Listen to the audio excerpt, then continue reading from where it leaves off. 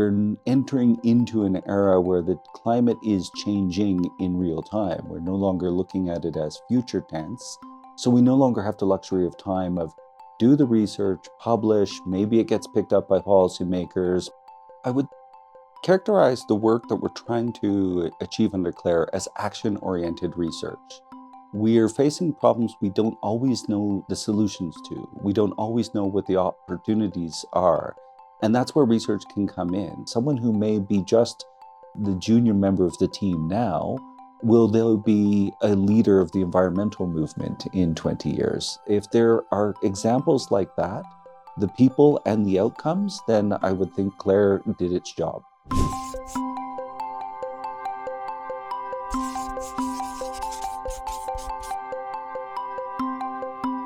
Welcome to the Well Lab show, where we try to learn more about water, environment, land, and livelihoods. I'm Veena Srinivasan.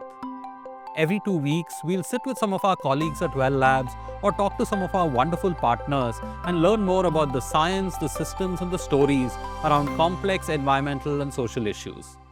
Over to your host for the episode, Veena Srinivasan. Welcome to the Well Labs YouTube channel. Today, it's my privilege and a great pleasure to host Bruce Currie-Alder, who is with IDRC Canada. And Bruce also represents the CLARE program within IDRC, and Well Labs, through the Clarity Project, has been part of the CLARE program. Bruce, welcome to our show, and it's a great privilege hosting you here. Thank you. It's a pleasure to be here. Just to get us started, I think maybe it would be really helpful to have our listeners understand what the CLARE program is, what its genesis is, and what did IDRC and FCDO hope to achieve from launching this global program. Great. So let me start with a little bit of history. So if we go all the way back to 2006, it happened that UK colleagues and Canadian colleagues were in the room at the same time and realizing what was then emerging in terms of the need for climate adaptation research and the capacity for doing that. That started a partnership that today we call CLARE, but has gone through 2 iterations since then. By the time I was leading the second generation of it, around 2018, there was a conversation about, okay, we have all of these little programs to get along, but do we need something a little bit more at scale? Can we bring it together in something that does have truly transdisciplinary projects that go on, that build those diverse coalitions to realize and research that's embedded in action? Because we're entering into an era where the climate is changing in real time. We're no longer looking at it as future tense. So we no longer have the luxury of time of do the research, publish, maybe it gets picked up by policymakers, maybe in an IPCC report. We really need to see that research activities are joined up with how our societies are evolving in real time. So that's a little bit of the history and the aspiration, and that's carried us through changes of program design, through changes of people that have been involved in it. But we've been able to sustain this relationship between Canada and the United Kingdom's Foreign, Commonwealth and Development Office, and trying to model the types of coming together that we like to see and we feel are needed at this moment. And there's also a big element or emphasis within CLARE of GESI, that's gender equity and social inclusion. Can you tell us about how that came about and how it's kind of integrated into the entire CLARE program as well? Great. So I think if we look at what we're most interested in, it isn't just understanding how a climate is changing, but how can people benefit, survive, and thrive in such circumstances? And one readily, easily comes to the phrase, oh, what about the most marginalized, the most vulnerable? In our societies, that's often those that have different identities in one way or another. Gender is one expression, but age, ethnicity, language, location, all of these things make a difference in terms of how one is experiencing a changing climate. So when we're thinking about the purpose of CLARE research moving forward, why do we need climate adaptation and resilience? It's particularly to be able to empower those that are most vulnerable. And that means being aware of all of these different dimensions, including differentially abled people. If you can't actually receive, understand, or hear an early warning message, then it may be literally falling on deaf ears. Right. Wow. And also evacuation and all of that other stuff. One of the pieces I think that I've really appreciated about CLARE is to also realize there are opportunities with a changing climate, sometimes with increasing precipitation. And I think that's also about how do we make sure that those opportunities are equally well distributed, equitably, and so on as well, right? And being able to respond to a range of potential futures. It's not just, oh, the future is always bad. It can be, we have rain, we don't have rain. There's a dry spell. Maybe overall, over decades, agricultural conditions are becoming more favorable in some spots, less favorable in others. What they're definitely becoming is more variable, less predictable. So, how can a range of actors in society be ready to face those changes and variability? Right. And I think one of the elements of the CLARE program is recognizing that it's development in the context of a changing climate and not we've achieved a certain level of lifestyle and really we need to protect that in the face of a changing climate.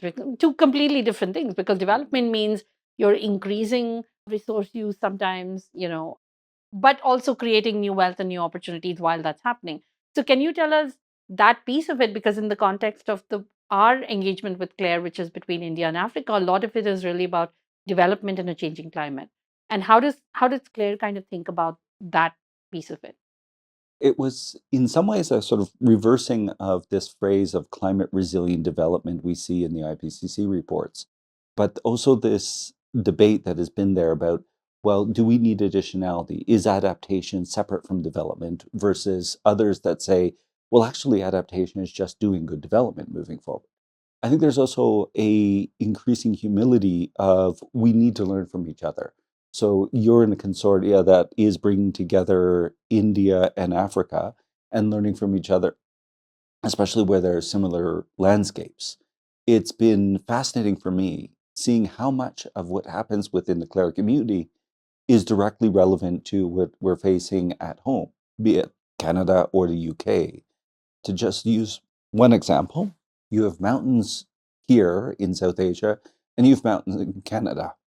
We're both experiencing changing precipitation such that less and less is coming as snow and more is coming as rain. What that happens is there's less of a snowpack to see us through the dry spell later in the year. It flushes through mountain watershed such that we're getting more extreme floods and more extreme dry spells. So that really doesn't matter in terms of income. It's not is a society considered high income or middle income or low income, but you're able to say, actually, there's something happening in mountain landscapes, there's something happening in dryland landscapes. And the opportunity for us to learn from each other is absolutely essential. So I think we're all still trying to understand what are the development opportunities for our societies.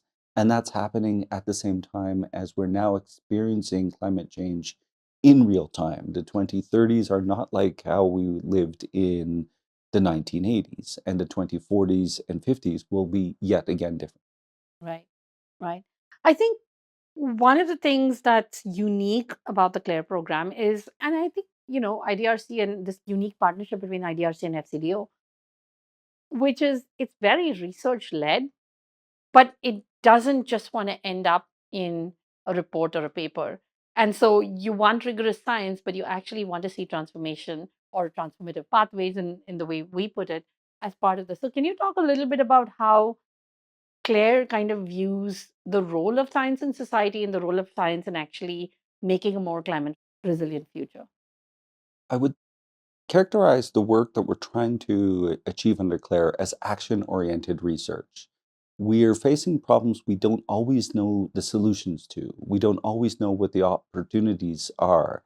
And that's where research can come in, the knowledge and action that can be informed from the activities happening.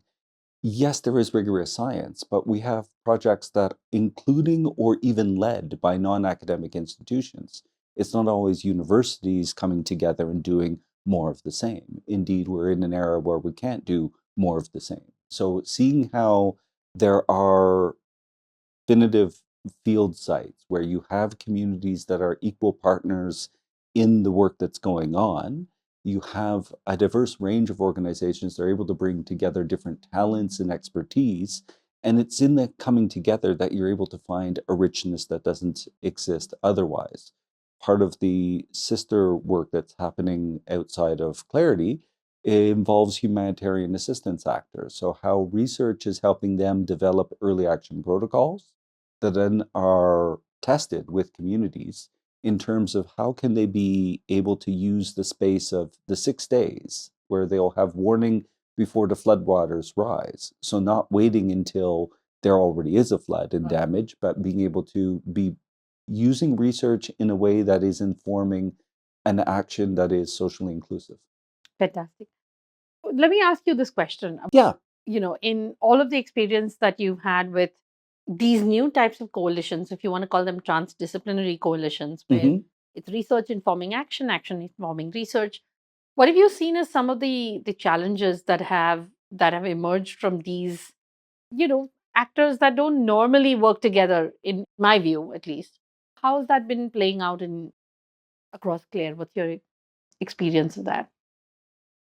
It actually, more often than not in CLARE, benefits from these organizations have wanted to work together, have worked together in some ways, and being part of CLARE now gives them an opportunity to take that to the next level. In many of the projects, you have partners that have already recognized their own limitations, what another different organization or different people have to offer, and realize there is that potential benefit to be had. Some of the challenges are just simply coordinating so many different people with different interests. What's a sort of common agenda, but also in a way that allows space for different professionals and practitioners to thrive and find success over time. So there are academics that do need the scientific articles. Fine, that's part of That's part a of the research mandate. project. But you also have folks that are really judge success based on, well, how do communities benefit from this? How are we seen by the policy process? What is the lives and livelihood improvement you can see at the end of the day? And the idea of having sufficiently diverse coalitions, sufficiently well established projects is to enable those various types of outputs and outcomes to all be part of success. So we're not trying to optimize for number of publications, nor are we a development NGO only on the ground, but being able to bring together different professions and being able to allow space for everyone to find a way of thriving over time. Can you think of any principles that are emerging from these types of collaborations? What's a good way or a best practice or a good practice? Maybe best is too loftier term. So there's a few questions in there. In terms of examples, the work on early action protocols with humanitarian assistance, actors, and being able to better act ahead of a disaster rather than waiting for it, I think is one set of examples we're seeing in the portfolio. Another involves working with insurance providers for livestock and improving, yes, the climate model that gets them a more precise trigger. When do you have payouts? Because you know there's going to be damage to livestock, but really understanding as well what are some of the barriers for people even uptaking and using those insurance products and ways of improving what is the offer from private sector to be able to address that need. So there's a range of such examples coming out. A practice and a set of principles. First would be simply asking partners to take the time to truly understand and establish ways of working. So being able to tackle proactively, how are decisions made? What are we going to do when things go wrong? How are we going to tackle communications, publications? What are we going to do when it all ends? What's the sort of exit strategy from this to whatever happens next? And being able to have health checks on how is the level of collaboration over time. It puts a premium on people who are able to do those sort of leadership coordination skills, but it's absolutely vital. It's not just about divvying up the work plans and everyone does their own thing. It is that sort of coming together. In terms of principles, CLARE early on adhered to the Adaptation Research Alliance's principles of research for impact. Right. And in many ways, this is seen as an evolution of what is simply good participatory action research, that there should be a benefit for local people. being able to base a research agenda on a real world need. What are our societies, whether it be households or policymakers, struggling with? Dear viewer, if you're liking the Well Lab show so far, you may also like the Water Data podcast with my colleague Veena Srinivasan. Veena is an award-winning water researcher and thinker and talks to some of the top minds in the world on everything water. You can find all episodes of the Water Data podcast on YouTube and wherever you get your podcasts. I have a question that we've struggled with in this context. I've long been a big fan of the IDRC research quality plus framework, which I guess is now the research for impact framework. And I think it's incredibly valuable. I wish every research institution, university, or otherwise would adopt the framework. I mean, just incredibly well structured and simple enough to be implemented. The question I had was about timescale. So, one of the things that we're struggling with is that you might perceive a set of problems, or a society might perceive a set of problems as it is today, but a lot of the work that we're doing, especially when it has to do with climate and so on, we're talking about changes or pathways that evolve over 10, 15 years, right? And we constantly encounter this tension of, if you went to a community and asked them what problems they have today, they might frame it in one way, but it also might be that they're not bold or don't have the vision to imagine what could be, just because at the moment they're currently just struggling with the day to day, right? But ideally, if you were able to expand and say, yes, this is where you are today, but 20 years from now, you could actually be here. To what extent do you focus on the here and now? Because that's where the community is. That's what gets you the legitimacy and the solving a real felt need and so on. That's part of it. Versus pushing the envelope in terms of saying this is what you can aspire to. I don't know if the question's clear. This has been something that we've encountered even this last week of this debate of how closely do you push people to dream and imagine versus start meet them where they are right now. I don't know if the question makes sense. It does. And I think it's a risk on both sides. There is a risk of communities are stuck in the here and now. They understand their position, where they live, when they're living, and they see the set of concerns that they have at a given moment. The set of work that happened under the previous predecessor to CLARE on really understanding the reasons people move had a hypothesis that climate change and changing environmental quality was one driver. But you ask people why they move, and they move for jobs, schools, they get married, what have you. When you dig into it a little bit, oh, those livelihoods that were dependent on natural resources, and if there's less water availability, farming wasn't working so well, so I moved for a job. Listening to that, you were able to go, okay, I understand what you said was your first order reasoning, but if I dig into it a little bit, I see where there is environmental change was contributing to that. So I think there is an opportunity for the project team, the researchers, to be able to be critically understanding where communities are and helping envision alternative futures. The flip is also entirely possible. And I think we've touched upon that in these meetings, where if a research team is assuming, oh, what are the agricultural futures in a particular landscape? But what if people want to move out of agriculture entirely? And actually, they want to move to the city, or they want their kids to become doctors and lawyers, and for them to support the parents in old age. All of these are ways that we all have sort of temporal blind spots.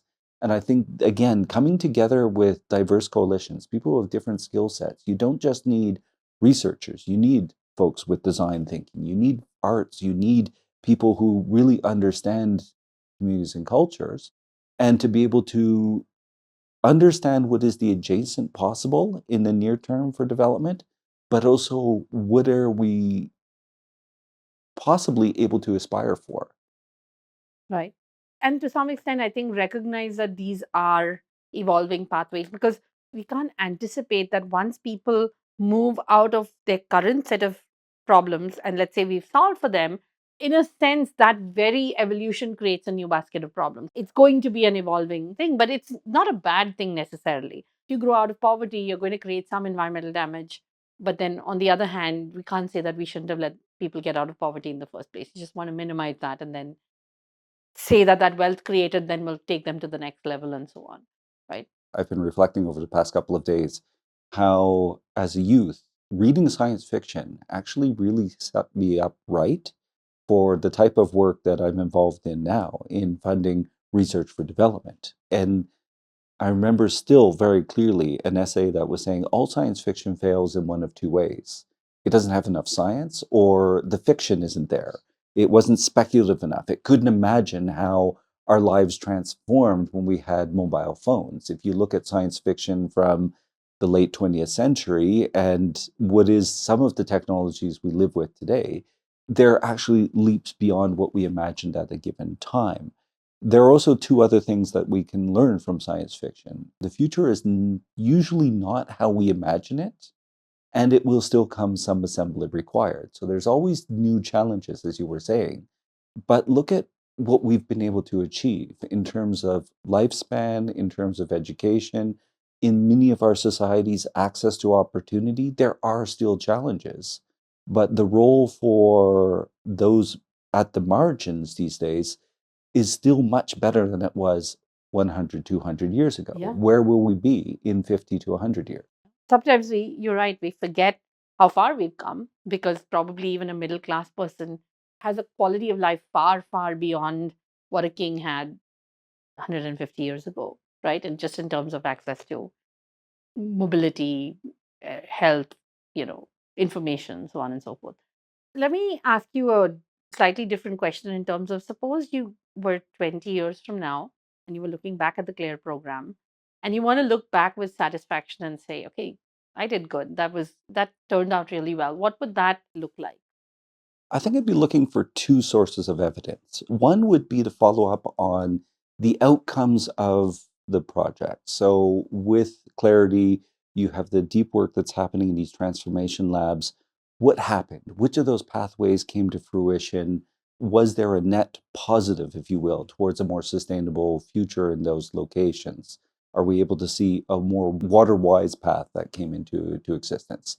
The other would be the participants themselves. So you've brought together this really fascinating coalition of different folks. You're working together now. Where does that go next? Those that are in an early career researcher role now, do they become the leaders of such diverse coalitions moving forward? The co-learning that's happening across Africa and South Asia, does that thrive over time? Is there the ability to share experiences but really following the people and their career path? So someone who may be just the junior member of the team now, will they be a leader of the environmental movement in 20 years? If there are examples like that, the people and the outcomes, then I would think CLARE did its job. Right. I mean, I think one of the phrases I've heard used a lot these days is, did you create many more problem solvers? Not just within the team, but even within the extended networks that we deal with. Did we create many more people who are capable of thinking, solving problems, and so on? And that's what I'm hearing you say, because the outcomes are complicated and they evolve. These are wicked problems, but people and capacities built kind of that's a clear positive. And the problem solvers in both dimensions, not just those who can think about problems, but also the ones that can actually enact solutions and use design thinking iteratively to try out various ideas until something sticks, such that we're moving towards more inclusive, positive futures rather than negative ones. Right. One of the things that I worry about, and I'm going to ask you this, and I know that it's a really difficult question, which is ultimately we live in a planet with finite resources. And it's a planet, of course, that's, is getting less hospitable in some ways. But at a very fundamental level, all of our economic systems are still based on the pursuit of GDP growth. And sometimes I wonder whether if there is a fundamental irreconcilability, then is it that all we are doing is kind of rearranging deck chairs on the Titanic? This is a hard question, but I was wondering whether you had a thought on this.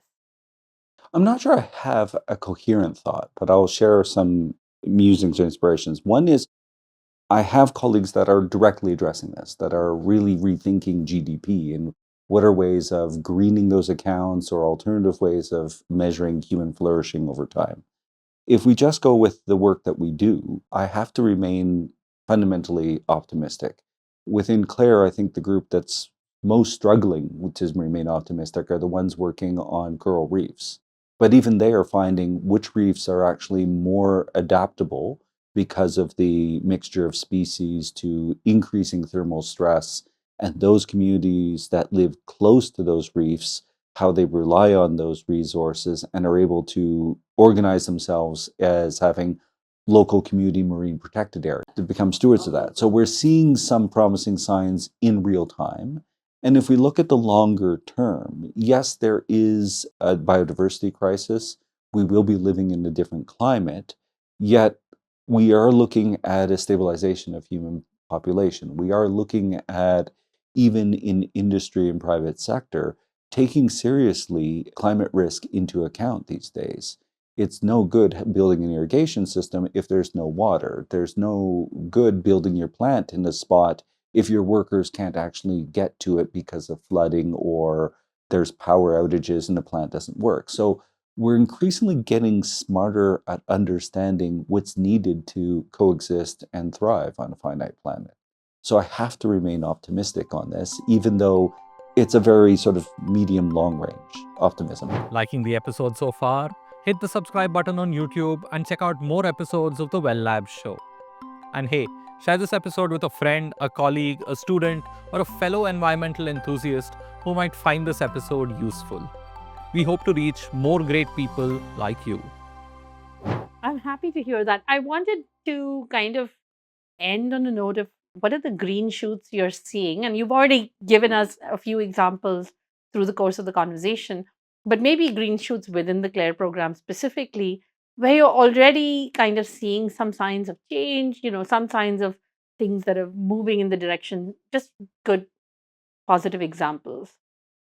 I think first is just the ubiquity we're now seeing of people who get it, that it's no longer enough to hyper specialize in your particular piece, but being able to work in teams with others that have very different skills to tackle things that none of you can do on your own. Given tremendous inspiration looking at a number of the early career professionals that are thriving in this space. And already within CLARE, there are a number of individuals that are in leadership roles who were in those early career positions 5, 10, 15 years ago. So being able to see that transition and growth over time, that's what really keeps me most excited. I would say if you want green shoots, I would look to that young professionals that are learning doing and things growing differently because they've been given this opportunity to think differently, work differently. Yeah. And to bring it back to a project like Clarity, it would be one thing if CLARE just sat back and gave hundreds of scholarships for individual study. But that would be going back to that hyper specialization and individual career path where there's something fundamentally different about being part of a team and tackling all of the complexity and thinking about what does this mean for real people in the real world. So, Bruce, tell us a little bit about how the CLARE program itself is structured. Great. So I started with that understanding of there's a sense of urgency. Why are we embedding research in action in real time? And I think seeing the release of the sixth PCC report really catalyzed our thinking on this and understanding that urgency is over 3 time frames. There is part of what CLARE is doing right now of understanding climate risk, which is what investments are needed to move the science forward to understand how climate will continue to evolve in the 2030s and 40s.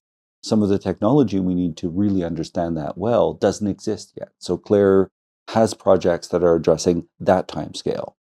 There's another sense of urgency that's the opposite extreme, which is what is the next climate shock? What's the flood, the storm, the drought that's going to hit somewhere within Africa and Asia Pacific this year, next year? How can we be ready for that? How can you ensure that there's risk and informed early action? What are the anticipatory action we can do now ahead of that in order to reduce the impacts from what will be the shock in the next season?